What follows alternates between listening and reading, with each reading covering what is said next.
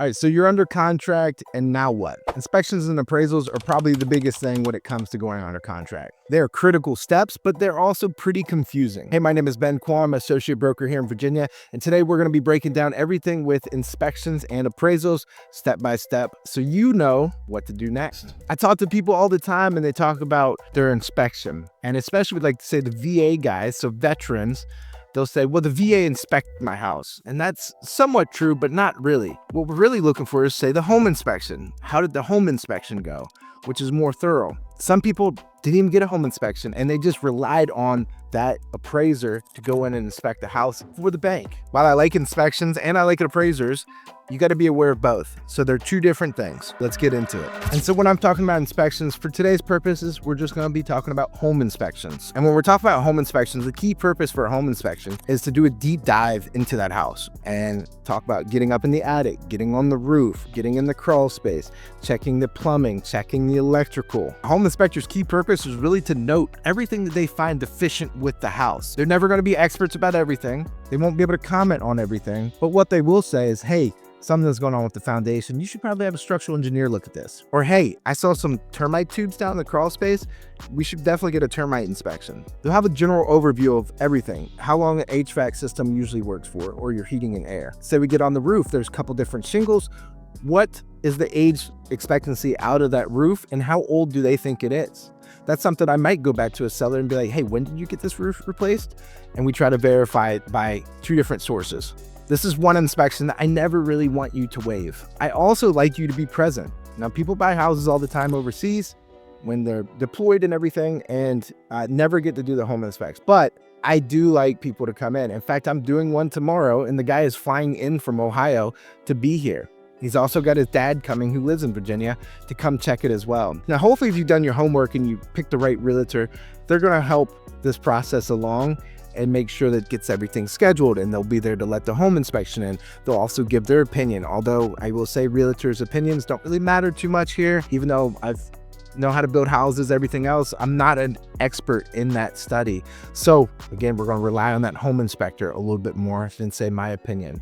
And if we have to, bring contractors in to verify and actually go into depth on those items. Now, a good home inspector is not going to scare you. Their goal is to find everything wrong with the house. And sometimes that will truly kill the deal, because there'll be like cracks in the driveway, settlement cracks that happened over the last couple years, nail pops, some minor electrical issues, all things that can be taken care of pretty easy. But if the home inspector scares the heck out of you, well, then most of the time the deal is going to be dead right then and there. So that's why I always like to verify with a trusted source. Say if that electrical issue came up, I would bring an electrician in to check, or at least give you a value on what it's going to take to fix it. Now, pro tip, like I've been talking about, there's other inspections. We hit it at, say, bringing in other contractors if need be.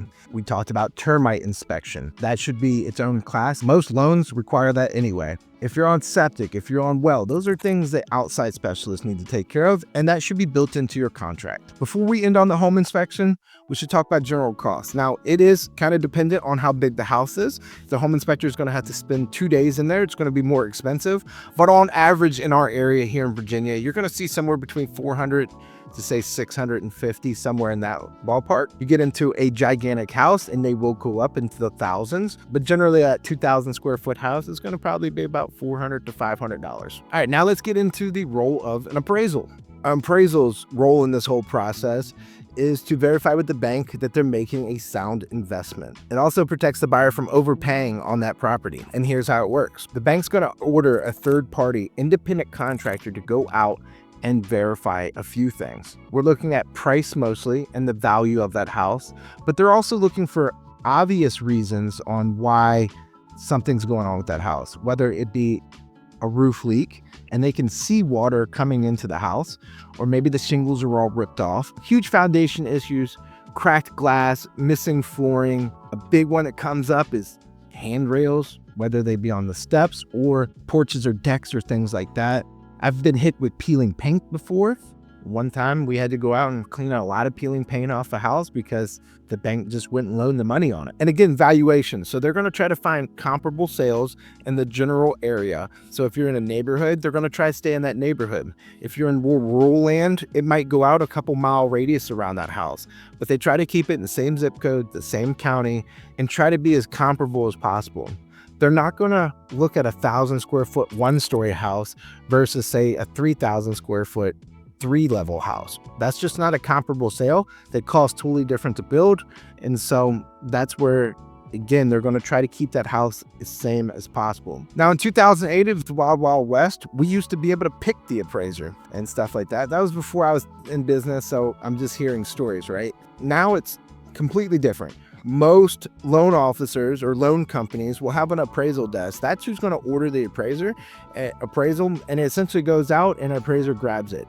So we don't really have any communication with this appraiser, again, to try to keep a fair value on the house. Now let's say the appraisal comes in and we were under contract for $400,000 and the appraisers put a value on that house of $380,000. What do we do now? There's a couple different things.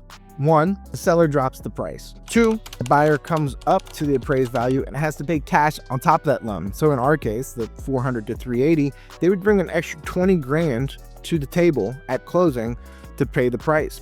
Or 3, would negotiate, and that could lead to accepting, countering, or denying, and the whole deal fall apart. And those are the 3 options we really have. If all parties agree, we can actually contest the appraisal. We can order a new one if we have time and the buyer's willing to pay for another one, or we can try to provide comps that we think suit better to the value than what they've used. Now, as a seller, preparing for these things, we want to make sure we have a clean house. We want it to be presentable as all possible. Now, everybody understands you're moving, so they understand if they see boxes being packed or things being put away, things like that. But you should also have clear paths to major utilities like the panel box or the attic access, things like that. Now, as a buyer, really most of the heavy lifting is going to come down to the agents and your loan officer. They're going to order it. They're going to have a deadline that needs to come in by. The appraiser is going to reach out to the seller, whether it be like a showing time app or directly to the selling agent to get access to the property, what kind of lockbox is on it. And then we kind of just wait and see what the appraiser comes in with. Now, the downside about the whole thing is the home inspection is usually about a 10-day period. The appraisal inspection is about a 21-day period. The problem is we're closing in about 30 days. So a bad appraisal at the very end can really slow down the process, kill the process, or maybe we have to go back to the drawing board and renegotiate the whole thing. That's why it's really important as a seller that you price appropriately. You know, sometimes you have these crazy markets where you can get away with a little bit more, and sometimes the appraisers note that because of supply and demand. But just because I can get a contract on the property doesn't mean the bank's going to allow it. And not everybody's paying cash these days. So understanding all these processes will help you determine how to move forward with this process, of course, and also hopefully just give you a better understanding on how the whole breakdown. Yes, the bank is going to inspect the property. Are they as thorough as a home inspection? Absolutely not. Are they better than an agent on assigning a value to that property? I would say so, yes. That's their job. They're 2 separate things, so don't rely on just one or the other. Try to do both and everything should go a little bit easier for you. If you want a little deeper dive in how to prepare for your home buying journey, check out my last video I did here. It's packed with insight to help you make the right choice. Thanks for watching, and I'll see you on the next one.